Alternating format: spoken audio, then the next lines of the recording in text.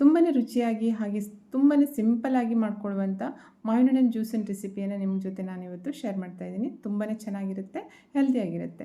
ಇದನ್ನು ಮಾಡಲಿಕ್ಕೆ ನೋಡಿ, ಒಂದು ಬೌಲಲ್ಲಿ 2 ಸ್ಪೂನಷ್ಟು ಸಬ್ಜಾ ಬೀಜವನ್ನು ಹಾಕಿ ನೆನೆ ಹಾಕ್ತಾಯಿದ್ದೀನಿ.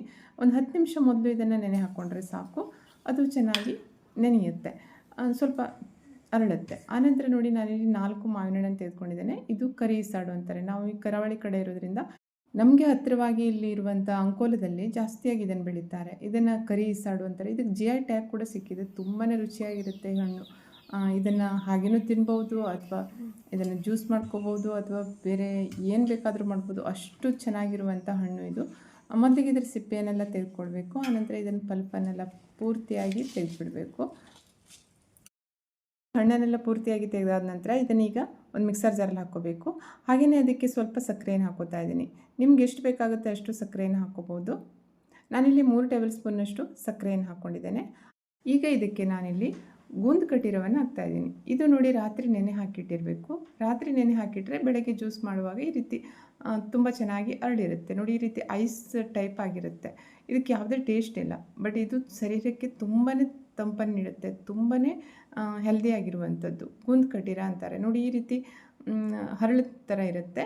ಇದರಲ್ಲಿ ಒಂದು 4 ಪೀಸನ್ನು ಹಾಕಿಟ್ರೆ ಸಾಕು, ಅಷ್ಟು ಆಗುತ್ತೆ ಅದು. ಇದನ್ನು ಕಡಿಮೆ ಅಂದರೂ 8ರಿಂದ 10 ತಾಸು ನೆನೆ ಹಾಕಲೇಬೇಕು. ನೆನೆ ಹಾಕದೇ ಇದ್ದರೆ ಇದನ್ನು ತಿನ್ನಲಿಕ್ಕಾಗಲ್ಲ. ನೋಡಿ, ಸಾಮಾನ್ಯವಾಗಿ ನಮ್ಮ ಸಣ್ಣ ಸಣ್ಣ ಸಿಟಿಯಲ್ಲೆಲ್ಲ ಸಿಗೋದು ತುಂಬಾ ಕಷ್ಟ.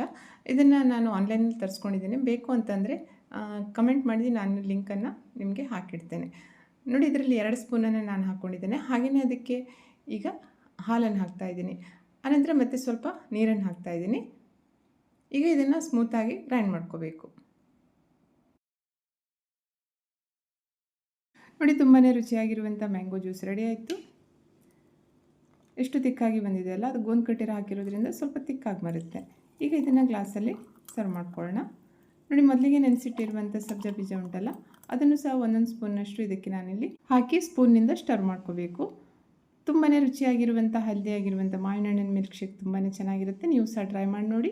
ಹಾಗೆಯೇ ನನ್ನ ಚಾನಲ್ಗೆ ಇನ್ನೂ ಸಬ್ಸ್ಕ್ರೈಬ್ ಆಗಿಲ್ಲ, ವಿಡಿಯೋವನ್ನು ಹಾಗೆ ನೋಡ್ತಾ ಇದ್ದರೆ ಪ್ಲೀಸ್ ಸಬ್ಸ್ಕ್ರೈಬ್ ಆಗಿ, ವಿಡಿಯೋನ ಲೈಕ್ ಮತ್ತು ಶೇರ್ ಮಾಡೋದನ್ನು ಮರಿಬೇಡಿ. ಇನ್ನೊಂದು ರುಚಿಯಾಗಿರುವಂಥ ಹೆಲ್ದಿಯಾಗಿರುವಂಥ ರೆಸಿಪಿಯೊಂದಿಗೆ ಮತ್ತೆ ಪುನಃ ಭೇಟಿಯಾಗೋಣ. Thank you.